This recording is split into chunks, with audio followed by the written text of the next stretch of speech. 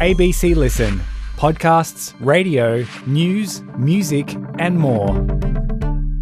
Hi, Sarah here, sharing some of my favourite stories from Conversations.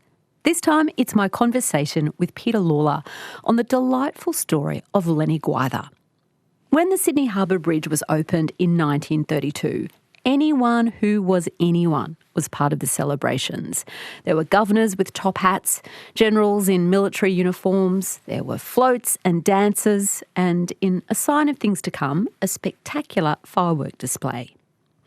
Right at the heart of the grand opening celebrations, there was a 9-year-old boy, Lennie, and his horse, Ginger Mick, who'd ridden from a small town in Victoria, travelling alone for over 1,000 kilometres to be there that day.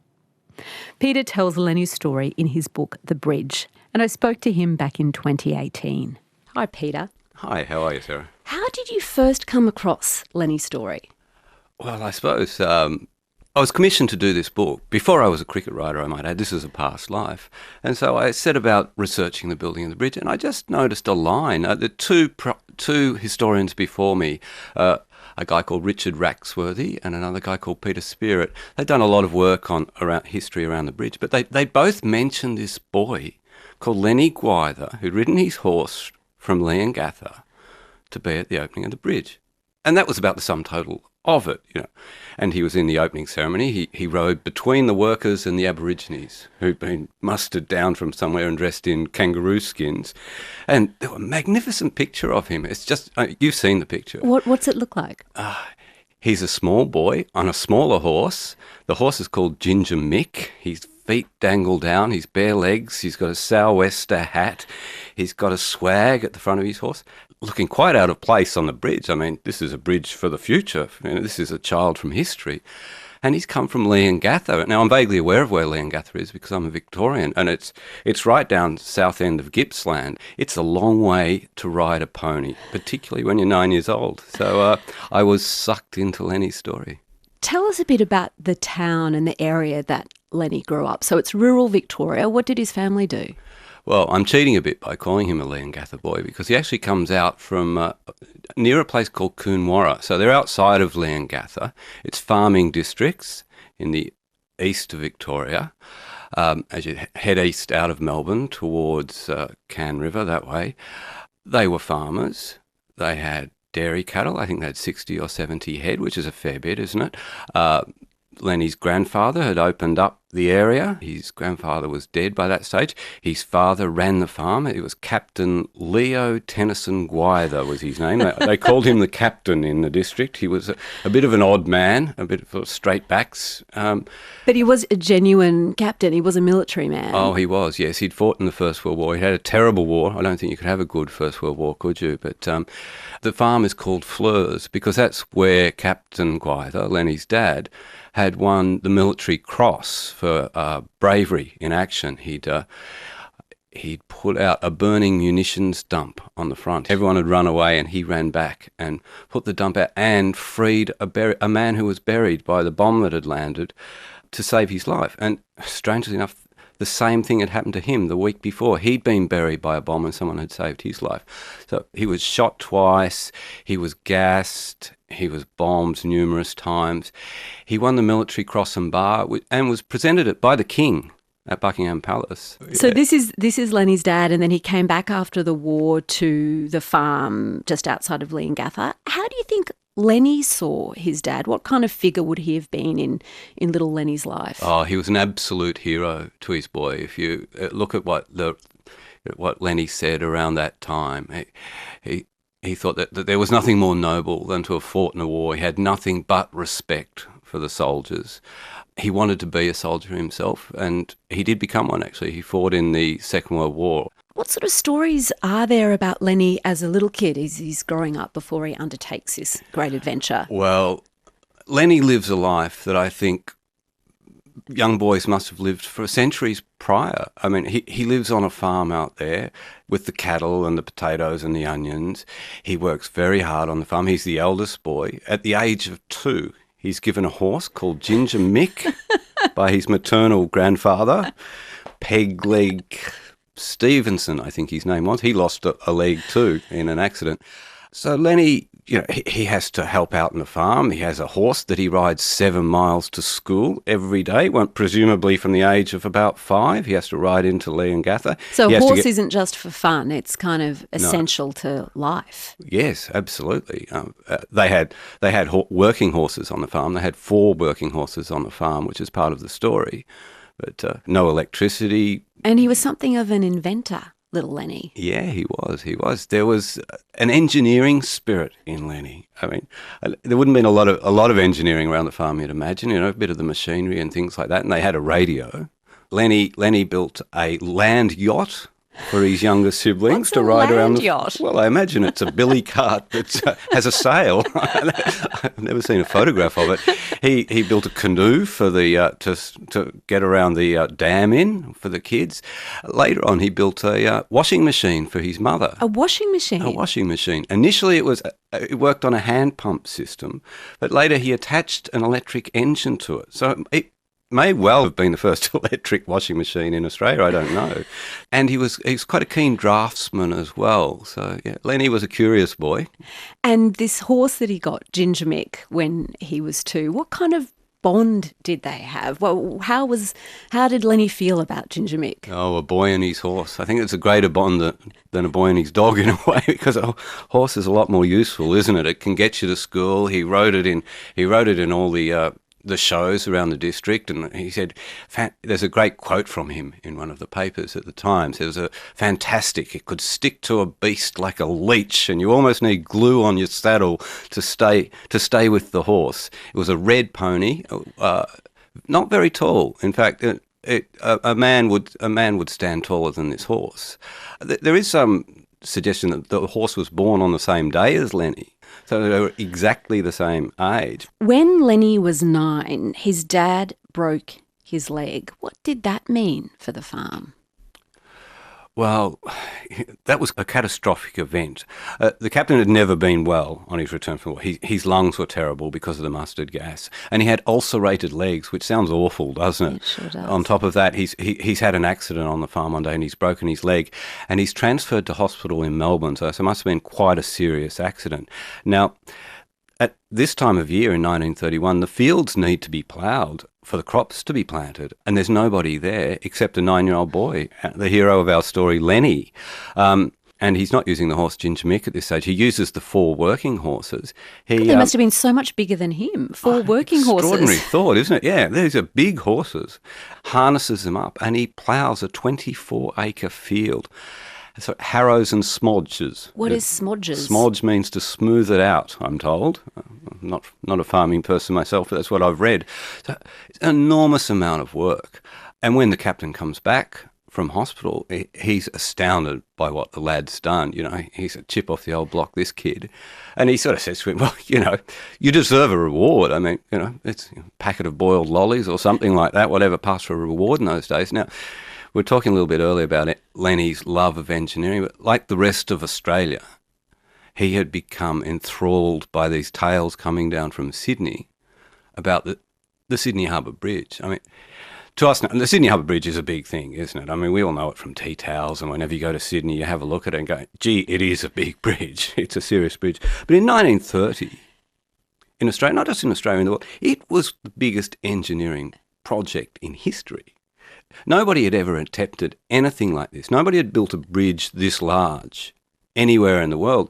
And here we are, right down in the sort of butt of civilization, little old Australia, and we've got this magnificent bridge being built. It's an engineering feat that's never been attempted. It's extreme engineering, and it's huge. How would he have known about it? How would little Lennie on this farm outside of Leongatha have known about the Sydney Harbour Bridge? Well, even Victorians had to concede. I'm sorry, but there was a lot of jealousy, and there still is. I'm not sure if you're aware of this, but Victorians have a bit of a chip on their shoulder about what goes on in New South Wales. But even they had to concede that this was a pretty serious thing. I mean, there was national pride in this construction. So he would have been reading about it in the newspaper? Yeah, would have been in the papers. Perhaps he heard about it on the radio as well. Certainly the Victorian papers were full of stories about the bridge, and in fact, all of the state newspapers were full of stories about the bridge. So anyway, we get to the point. Lennie wanted to go and see the bridge opening, which was going to happen that March, 1932. So he said, Dad, I want to go and see the bridge opening. And apparently there was just, well, you could catch the train up, because I think, unbeknownst to them at the time, there was 9 trainloads of Victorians heading up for the opening of the bridge, and quite a few trainloads coming across from Adelaide as well. But Lennie had other ideas. He wanted to saddle up Ginger Mick and ride him up through the snowies, basically, and be there for the opening ceremony. I'm just trying to imagine what his parents, what their reaction would have been. I'm thinking of my 9-year-old said to me, I want to ride my pony alone for 1,000 kilometres to this city. I mean, what was their reaction? And he wouldn't have had an iPhone either, so you could stay in touch with him. Well, apparently his mother was quite concerned. So that's not surprising. And apparently the other mothers in the district were a little bit cynical. But Captain Gwyther decided it wasn't a bad idea to let the kid go. Well, he couldn't say no to the boy after what he'd done. So he basically agreed to it happening. It's funny, isn't it? I think about it a lot. I think about it with my kids. I think look, I'm in my 50s. So I was actually one of those children who grew up wandering around the streets barefoot and going to the shop and going to mates' houses and wandering all over. I lived in country Victoria. We wandered all over town. Our children are barely allowed in the front yard, are they, unless the gate's locked? I mean, we've become so paranoid about the safety of our children. We won't let them walk to the shop. You'd be very nervous about letting a 9-year-old walk to the shop alone. Right? But here's this 9-year-old boy who's going to ride 1,000 kilometres on his horse, alone, in the middle of the Depression too. People have actually hit the roads. I mean, people are out living on the Susso. They're moving from town to town looking for work. And if they're not looking for work, they're forced to move anyway, because you can only claim benefits for so long in one town before you have to move on to the next town and the next town. So the roads are full of desperate, unemployed men. It's an unsettling time. Peter, this journey, it's about 1,000 kilometres. You've travelled it in a car, I think, rather than on a pony. Give me a sense of the countryside. What kind of terrain was Lennie setting off through? Well, he set off on the highway out of town, headed off down the highway. If you look at the highway in the 1930s, it was a goat track. I mean, honestly, you wouldn't take your four-wheel drive on it. But he didn't stick to the highway very long, because once he got up to that Cannes River area, he turned north and headed up and skirted around the Snowy Mountains area. So basically went up this road called the Monaro, it's the back route, you know. And how long did he think it would take? Like, had he mapped out before he went what his destinations were going to be? Lennie wasn't a lad that left anything to chance. Yeah, he mapped it out. He figured that he could ride around 30 kilometres a day, because he had to look after the horse. The horse got new shoes, which were made out of motor springs. So they were the cutting edge technology. Motor springs. I don't know. I'm envisioning Ginger Mick sort of bouncing along on something, but right. I hope that's not what it was. So he figured he could do about 30 Ks a day. So it would it did take him 33 days in all. I think he rested once or twice along the way. Or there might have been 2 days where he didn't ride. And apart from Ginger Mick's special shoes, had he had any other special preparation for this great undertaking? Ginger Mick was spelled before the ride. I think it could have been for 6 weeks. So Ginger Mick had it easy. So he had a good rest. Had a very good rest, yeah, and was ready to go. And what would have little Lennie been carrying with him? Hardly anything. It's quite surprising, isn't it? He had a sort of sugar sack over his shoulder. He had a little swag, as I mentioned before, his sou'wester hat, his woolen coat, his short pants and his leather boots, and that was about it. They had some contacts along the way. They knew some people from the vacuum oil company and they knew some people up the road. But basically, it was word of mouth. And Lennie was willing to knock on doors and ask if he and the horse could sleep out in the barn. That was the plan.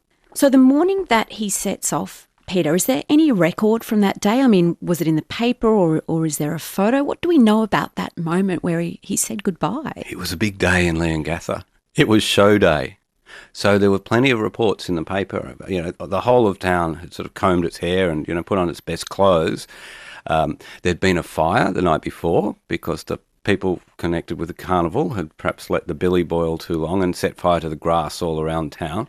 But the Shire president decided to see Lennie off. So Lennie was already losing his anonymity, the Shire president, a chap called Bob McIndoe, Bob gave Lennie a letter of introduction to the Mayor of Sydney and farewelled the boy on the town hall steps. And there's a wonderful photo of Lennie on the horse, his mother looking a little concerned, no sign of Dad, and his sister Beryl sitting there eating a bag of sweets, I think, looking off into the distance as her brother sets out on this great journey. And apparently Lennie sort of, according to the South Gippsland paper, sort of looked over his shoulder as he rode out of town, gave a little wave, and that was it. The great journey began. Yes. Off he rides. And rode to Merbau North, 25 kilometres that day. So he gets through the first day, but then on the second or third day, he meets a bushfire. What happened? Well, it was a rough time of year. Obviously, it was very hot. It was very windy. And on Friday the 5th, the entire area was swept by bushfires. Lots of little towns. Is poor mum and dad hearing about that? I mean, that must have been terrifying. Sure. And what about the boy on the horse? I mean, apparently, according to the accounts from the time, Lennie rode directly into the fire and was blinded by the smoke and had no idea where he was going. I mean, it must have been a terrifying thing for the boy. And these were bad fires. They burnt through 4 mill towns and 9 people were killed very close to where Lennie was riding that day.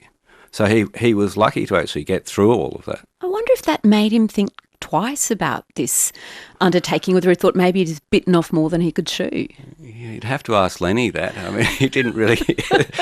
He kept going. He kept going, yes. He pushed on to Kilmany that night and then on to Sale and to Cann River, so he just kept riding. And it started to rain the next day, so I think he would have felt somewhat relieved. In fact, that was the end of the drought. The drought broke that next day. And were people in these little towns that he's riding through, were they on the lookout for him? Like, had news of this kid started to spread around the countryside? Yes, word of mouth did actually get ahead of him, so that people were riding out to greet him and newspaper men were there to take his photograph and record his thoughts, which weren't... There wasn't a lot of them going on, to be honest. Lennie was a difficult boy to quote. I've come across a few like that in journalism. You are a sports writer after all, Peter. But I mean, was this seen as a kind of very adventurous or brave thing for a little kid to be doing back then? God, yeah. I say Lennie's writing out of history. At the time he's writing out of history. You know, Australia is becoming a modern place. They write up Lennie as being possessed with this pioneer spirit. What formed Australia, what made Australia the great country it was in 1932, hadn't been forgotten, that it was embodied in this boy who wanted to ride overland. They talked about him in terms like the great explorers. His father sort of mentioned his Anzac spirit. I mean, he really sort of ticked all those sort of boxes about what Australians imagined that they were and what they worried in 1930 that they were losing, this independence of spirit, this ability to, ride out into the country and discover something, even if it's just yourself. And I guess, as you were saying, this period, of course, the early 30s is the height of the Depression. This, just as the bridge must have been this symbol of renewal or hope, this idea that this little kid could do this great, adventurous, magnificent thing, that must have been the kind of stories people were looking for at that time too. Oh, absolutely. People wrote letters. They were so moved, they wrote letters to the newspapers.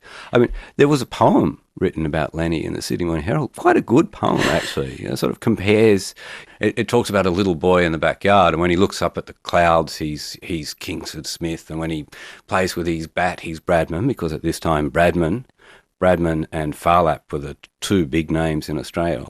When this boy plays with his bat in the poem, he's Bradman, but when he gets on his push bike, he's Lennie. He's the... Did he ever meet any problems on the way, or was he ever turned away by anyone on this journey? Only once, and it was a misunderstanding. In Sale. We don't want to sort of sully the reputation of people from Sale. It's a black mark against Sale. But the people who owned the property were away, and somebody else, like the housekeeper or something, answered the door and didn't think it was appropriate that she give Lennie birth for the night. So Lennie rode on to the next farm and was given somewhere to stay. The next person he met in Sale was like everybody else he met along the way. And when the owners of that property got home, they were horrified and rode over and made their peace with Lennie. So no, he was welcomed everywhere. And how could you not welcome this gorgeous little boy on a horse. And I'm thinking for Lennie's point of view too, if his daily life had been this, really hard slog working on the farm, riding his horse to school, day in, day out, the demands and drudgery of rural life, what an adventure. I mean, every day must have felt like Christmas when he'd go and turn up at people's houses and they'd make this fuss of him and, I guess, cook him something good to eat and make him feel so special. Yeah, well, he in certain towns, he even got to stay in the local hotel. He was put up. You can imagine what that's like for a farm boy. I mean, I remember how excited I was the first time I ever got to stay in a fancy hotel. He was fated. I mean, by the time he reaches Canberra, Lennie really is becoming a celebrity. What happened to him in Canberra? In Canberra, the local grammar school sent riders out to meet him and offered for him to stay in the boarding school. He went to Parliament House. He met the local member from Leongatha, Mr. Patterson, who took him to tea. The newspapers say he looked overwhelmed and bewildered. But he even met the Prime Minister. In Canberra? He did, yes, Mr. Lyons. So he had quite a good time on the way there. He left Canberra and he went to Bowral, which was the home of the aforementioned Bradman, and he rode down Shepherd Street and was shown where Bradman lived. Well, he was a big cricket fan, was he? Isn't everybody a cricket fan, Peter. Sarah? Did he get to meet Bradman? Later on, he actually gets to meet Bradman, but I won't ruin that for you just yet. Did he have any contact with his mum and dad while he was making this epic journey? Early in the journey, his father got a lift with a neighbour in a Model A Ford and rode up to meet the boy to see how he was going, and found him in fine fettle. He took him to the doctor, who gave him a clean bill of health. This was after 2 weeks on the road, and so the captain rode back home to tell everybody how well it was all going. When he finally gets to Sydney, did he go straight to the bridge? Well, not exactly straight to the bridge, Sarah. He did stop at Moss Vale, and he and Ginger Mick, who are obviously still going pretty well after having travelled the almost 1,000 kilometres, decided to enter into the show, the Moss Vale show. And I think he got 2 ribbons, actually.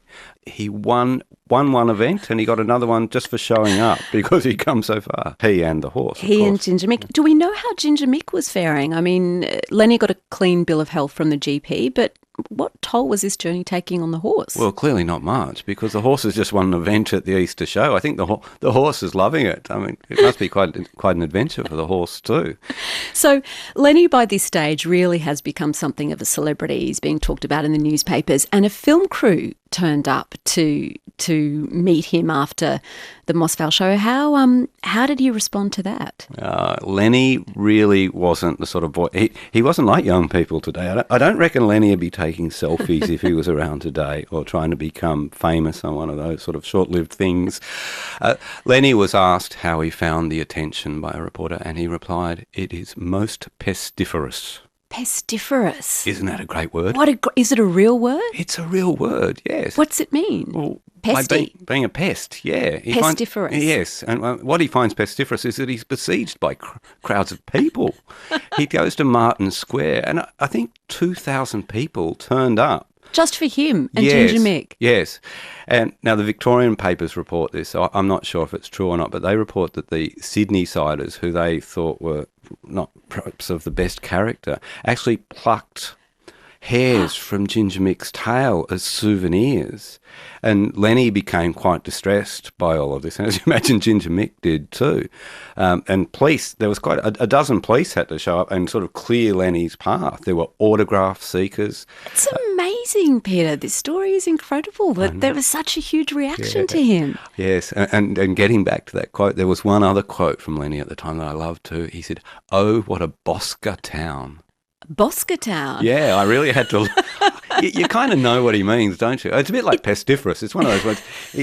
It's in our DNA. I think early Australian word. It means bonza, basically. Do you know what bonza means? I'm happy with bonza. You're okay with bonza. I've never heard Bosca. Bosca. No, neither had I until What a Bosca town. Lennie. So, I mean, the attention would have been pestiferous, but to see a city of that size and that scale, it must have been so exciting. Oh, for a kid with an engineering spirit. I mean, The biggest thing Lennie had ever seen before would have been, the town hall at Leongatha or a tree. I mean, he'd come to Sydney and, he was... when he passed through Canberra, there were only 9,000 people living in Canberra at the time. I mean, Canberra had only been built a few years earlier or established a few years earlier. They were still marking it out. So to come to Sydney, a city, of 1 million people... Which would have had quite a reputation, Sydney, to rural Victorians as a bit of a dangerous place, I'm guessing. Yeah, I love the tension between Victorians and New South Wales people, even in that time. As I mentioned earlier, that there were 9 train loads of people going up to the bridge, but they were a bit concerned about how they get on in Sydney. The local papers had reminded them that there was a meeting place for Victorians. The Victorian League had set up rooms where they could get refreshments and escape the sort of... and safely nestle with other Victorians. Get away from all those people from New South Wales, Sydney types. Podcast and broadcast. This is Conversations with Sarah Konoski.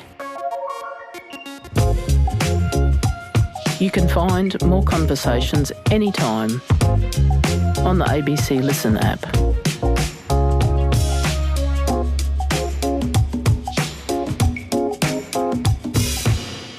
Peter, we've been following Lennie's trajectory out from Leongatha through the towns of rural Victoria, through Canberra, where he meets the Prime Minister and other notaries. He gets to ride past Bradman's house.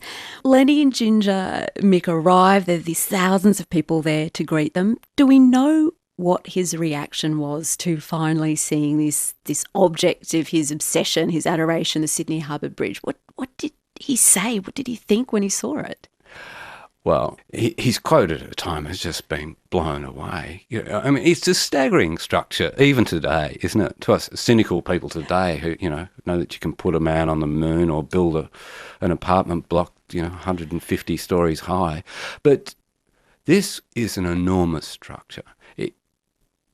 It still takes my breath away sometimes when I look at the Sydney Harbour Bridge. And it looms not only, as I said, it loomed over the landscape of Australia at the time, but it's way bigger than anything in Sydney. It stretches, from the CBD to the North Shore. I'm a bit of a bridge fan. Don't get me started on the bridge because I'll talk all night about the bridge, day and night. But it brings together those two colonies of Sydney. It means for the first time in history that you can get on a train in Adelaide and go to Melbourne and go to Sydney and come up to Brisbane.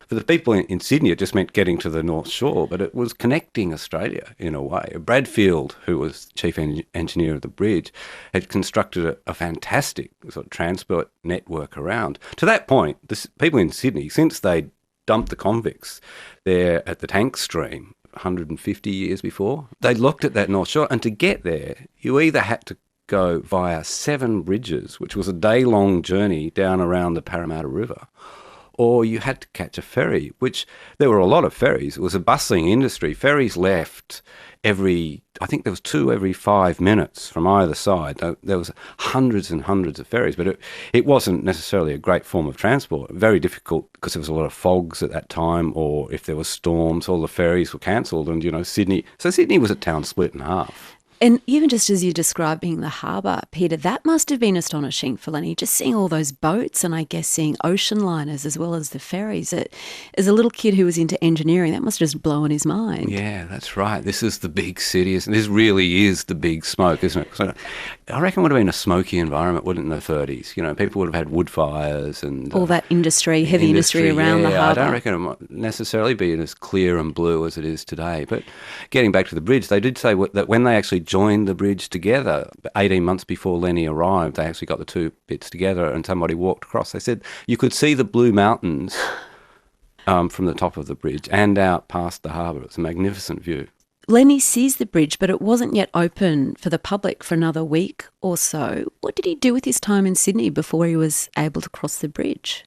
Lennie was staying with family friends out of town. We don't know a lot. We know that one of the local newspapers, The Sun, picked him up and took him on a day trip around the bridge and took him out onto the harbour that we were talking about, took him out on one of the Messenger power boats. The Messenger brothers ran a powerboat service. They pop up in the bridge, actually, a little earlier because they hunted a whale. Unsuccessfully? Thankfully, unsuccessfully. A 14-metre-long humpback whale that had made its way into the harbour. There's great descriptions of all these boats chasing it around the harbour. The descriptions are all given from the workers who are up on the bridge, who sort of had the expensive seats to watch this show as these clowns tried to throw spears, and someone even let off rifle shots at the whale. We've changed, haven't we? So he then is invited, amazingly, to take part in the opening ceremony. What was his role? Well, his role was just to be Lennie Gwyther, I think. I think it was his role to remind Australia of where they'd come from, because here is this magnificent bridge that would eventually, they had 2 train tracks, 2 tram tracks, enough road width for 8 lanes later on. But at that stage, they didn't even have 2 lanes. They didn't even think they'd need them. But here was this bridge to the future, for the motor car, the motor vehicle. And here was Lennie, like the Aboriginal tribe that came behind him, who was something from the past. There's a magnificent picture of him on the bridge with the sou'wester on. Still got his same outfit. Yeah, still got his swag. You never know where you've got to go. Going past the official dais at the time, and he just looks like someone's dreamt him up, to be honest with you. A mythical character. But another horseman upstaged Lennie on that day. What happened? Oh, yes, that's right. I always wondered why Lennie's story didn't get traction, and I think possibly just before Lennie rode onto the bridge, another chap that is a little bit better known, a guy called Francis de Groot, who was an Irishman, but very much in love with the king. He was a monarchist, and he was aggrieved, like many people were, that New South Wales, Jack Lang, wouldn't invite the king to open the bridge. This is the Premier. Jack Lang wanted to open the bridge himself. Yes, very left-leaning Premier who was at odds with the Conservatives at the time. And this was actually quite a tumultuous time, So there was a right-wing militia marching in the streets of Sydney at that time. The police were armed, given arms from the army in Sydney, because there was such concern that there could be a civil war. The federal government was leaning, this is a very simplistic account of it, but the federal government was leaning on the New South Wales government to pay back its war bonds to England. Now, Jack Lang had starving people. Sydney had 20 to 30% unemployment at the time. The edges of Sydney were shanty towns around Botany Bay and Malabar and those areas where people were living on the beaches, families were living on the beaches. He said, I'm not paying you for the war effort. I'm not paying England for the war effort while my people are starving. We feed our people first. The Conservatives in Canberra put through a bill to force New South Wales to use what money it had left in the bank to pay back these war bonds. Lang was a pretty cunning bloke, and on the 9th of March, while Lennie was in town, he sent 2 cars down to the 2 banks, the Commonwealth Bank and the Bank of New South Wales, and withdrew every single penny out of the banks and loaded them up. It was like a heist. It was like an old-fashioned gangster heist. At midday, they walked into the bank, midday Saturday, because they knew the banks were closing and they wanted to catch everybody off guard. And they loaded all the money that New South Wales had into suitcases.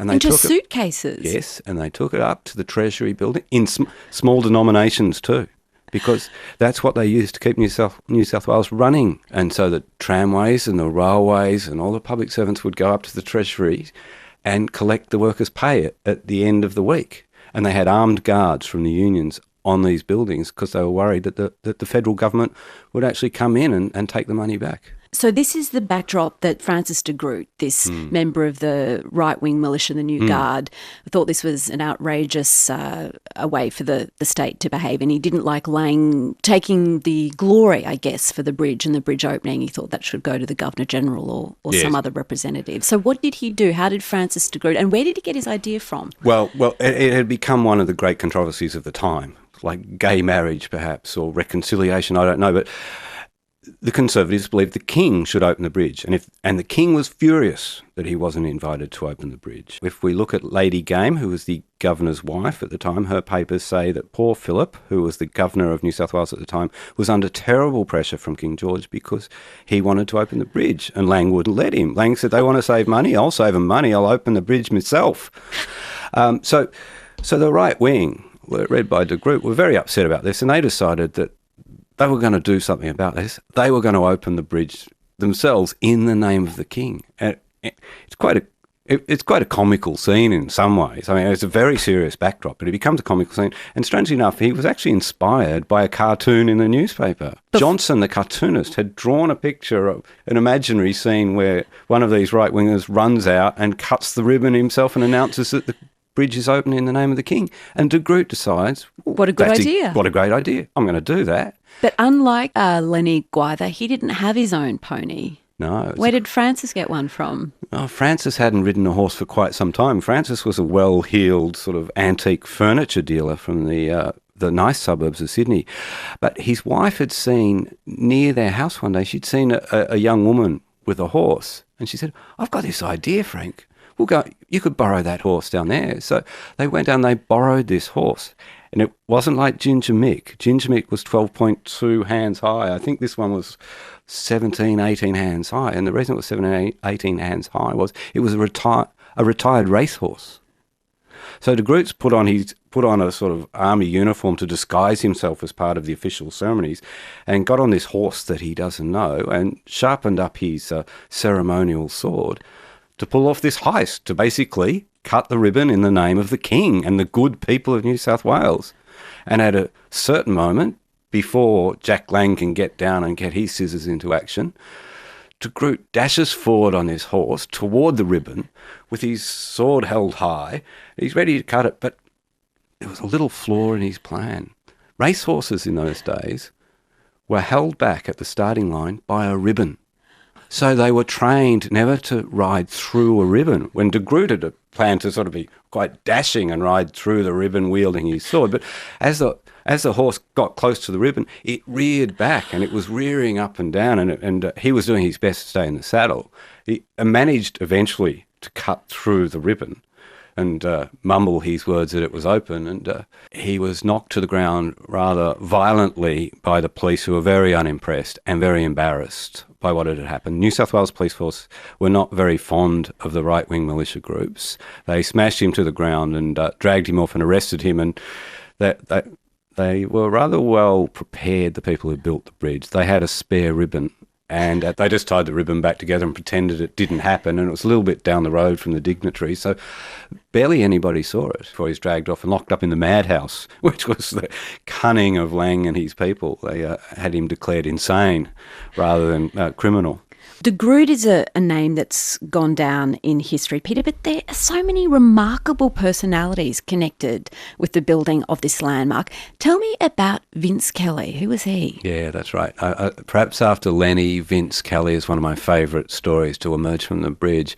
Vince is a Balmain wharfie. He's not a massive bloke. He's a short bloke, but he's tough, and he's got a mate called Mo, and They've made a name for themselves diving off steam cranes from great heights into the Balmain water for 10 shillings and things like that. They're knockabout blokes who'll do anything. Now, they're workers on the bridge. Building the bridge, as I said, was extreme engineering, and it was extremely dangerous, and it was an extraordinary thing to do. There's lots of X's in that sentence, I know, but the engineers weren't certain that it would stay up there. I mean, bridges still fall down today, we know that, and bridges fell down a lot then. The biggest bridge, the heaviest bridge ever built, the biggest arch bridge ever built. No one had ever done it. So they were flying by the seats of their pants. And the guys that were up there, some of them were 140 metres above the water. What kind of safety equipment did they have? Safety equipment. I don't think they had the word safety in 1930s, late 20s. They were hanging on by one hand with massive rivet guns. They were crawling in and out of this and that. They were riding up and down on cranes. 16 people lost their lives building the bridge, and what's surprising about that is that it's such a small number when you consider how dangerous it was. This great structure was untethered. It swayed in the breeze. It rose up and down. Callie was one of the workers on the bridge. Callie was bolting in the roadway. So fortunately for Callie, he's only 50 metres above the water where he's working, and he's working one of these great rivet guns. They were the biggest rivets in the world that built.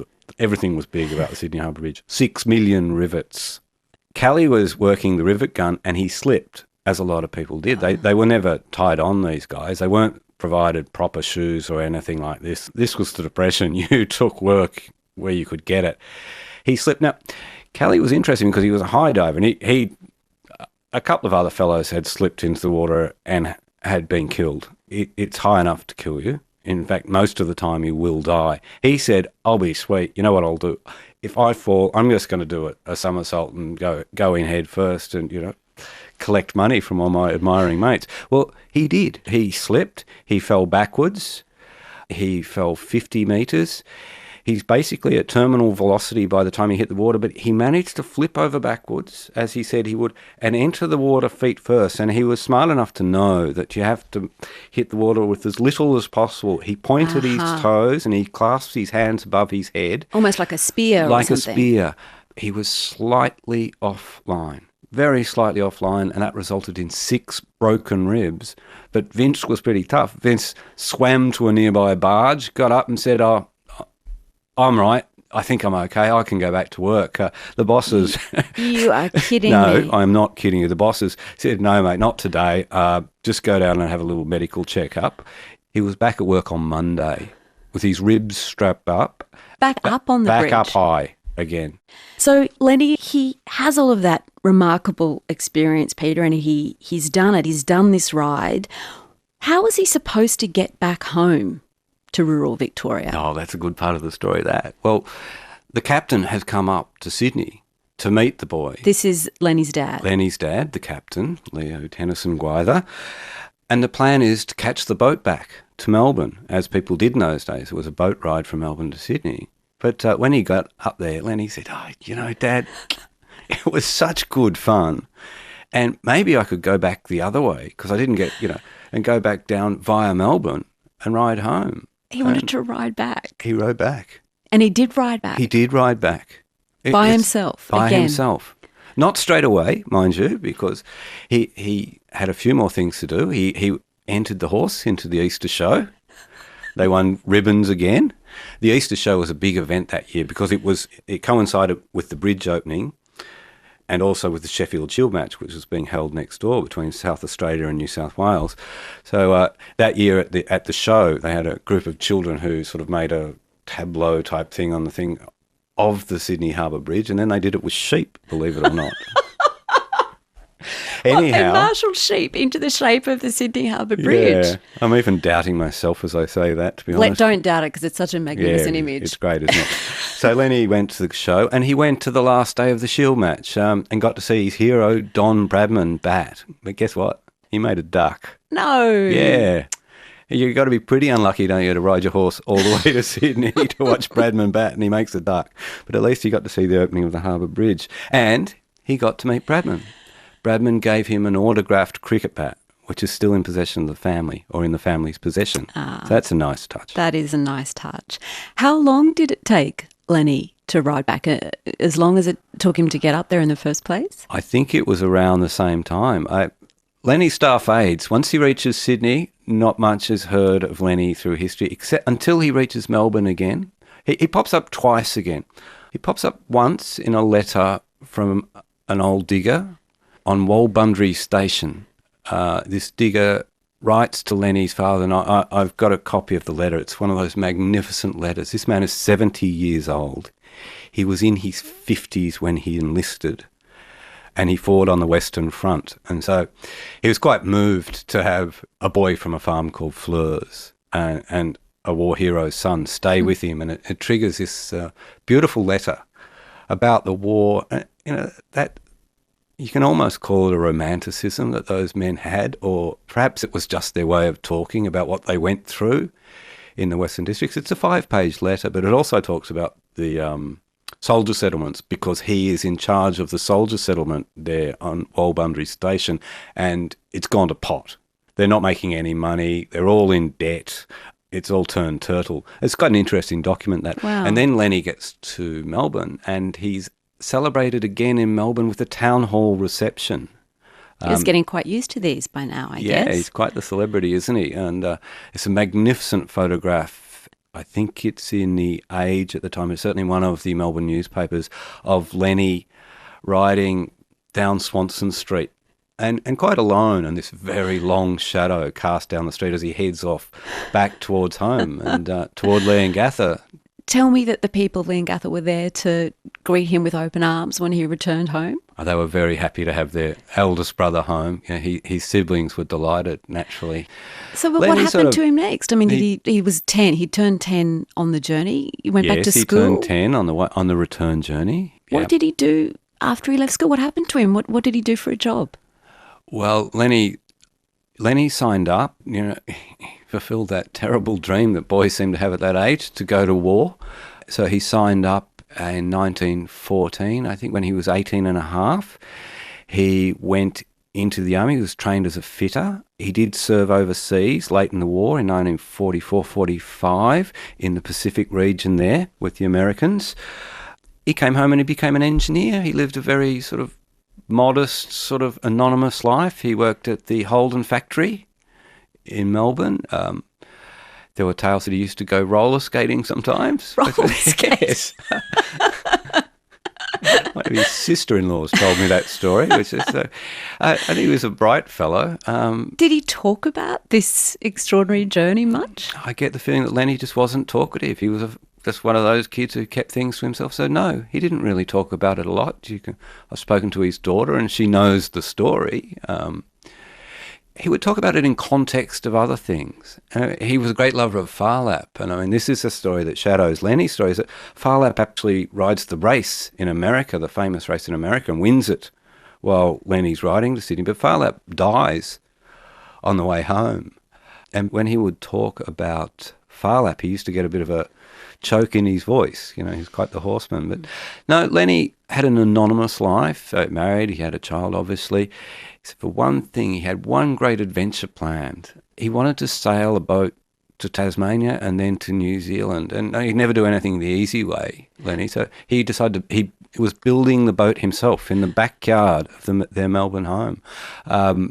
Unfortunately, he died before the boat was completed. He died in the 70s. And the family was stuck with this enormous boat that they couldn't move out of the backyard. So Lennie never got to go on his final journey. I want to tell you about Ginger Mick too, because the horse is important. Exactly. I was going to say, what happened to Ginger Mick? Well, Ginger Mick lived for another 10, 15 years. And I've visited Ginger Mick's grave. You have not? I have. How is it marked? It's not marked. How do you know then? It's a corner of a paddock behind the milking sheds at Fleurs, where Lennie grew up. So Ginger Mick was buried there in the field, and there are still Gwyther family in that area, and they showed me where it was, where the horse was buried. I mean, were you surprised that he didn't go on to be a world traveller or an explorer? I mean, it seems such a remarkable thing to do as a kind of one-off. I'm delighted that he didn't. I love the fact that Lennie withdrew. That, you know, that I think Australia rubbed its eyes and said, did that really happen? I mean, because his story is rarely remarked upon for the next 70, 75, 80 years. I mean, it's mentioned in histories in passing. And even then, it passed on. There's been a couple of little books written. There's a children's book by Mary Small and another children's book by Stephanie Owen Reeder. But just recently, I think Lennie's story started to gain traction again, without rhyme or reason. There's a chap that was worked on bridge climb, and he contacted me, and he fell in love with the story that he'd read in my book, and he'd never heard it. And he started to tell everybody that does the bridge climb, which is thousands of people a week. He's a chap called Bernard Wheatley. He wrote a magnificent song about Lennie. And Leongatha decided that it really did have something to be proud of. You know, Sydney's got the bridge, but they had Lennie Gwyther.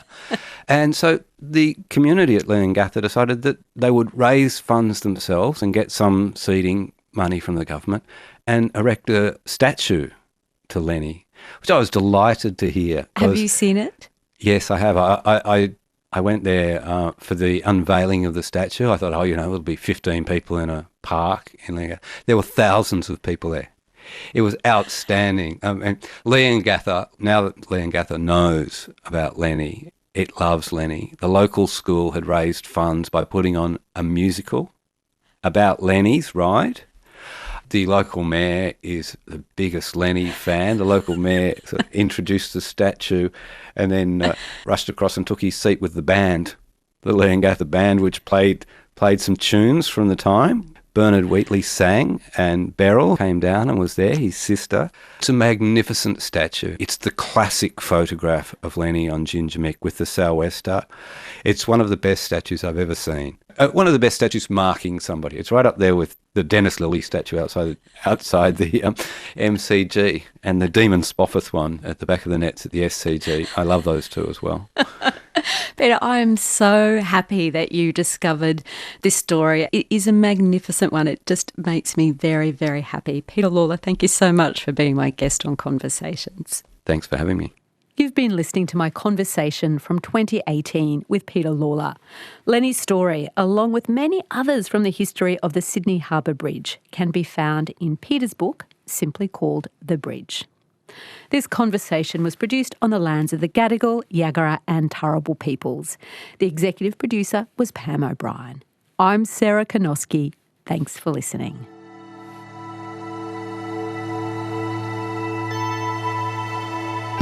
You've been listening to a podcast of Conversations with Sarah Konoski.